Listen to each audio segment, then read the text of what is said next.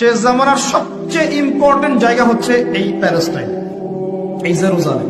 এই জেরুজালেম থেকেই শেষ জামানার সবচেয়ে বড় বড় ঘটনাগুলো ঘটবে।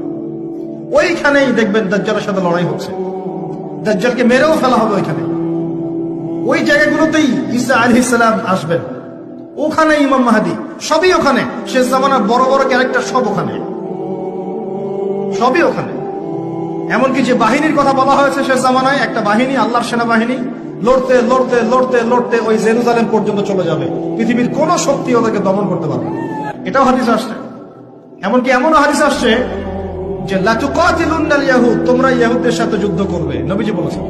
এমনকি কোন ইহুদ যদি, ওদের কোন যোদ্ধা যদি এই পাথরের বা গাছের পিছনে গিয়ে লুকায়, গাছ এবং পাথর কথা বলা শুরু করবে, ইয়া মুসলিম, হে মুসলিম, হে মুসলিম সৈন্য, ইন্না ওয়ারা'আল ইয়াহুদ তাআল ফাকতুলহু, আমার পিছনে একজন লুকিয়ে আছে, আসো একে হত্যা করো।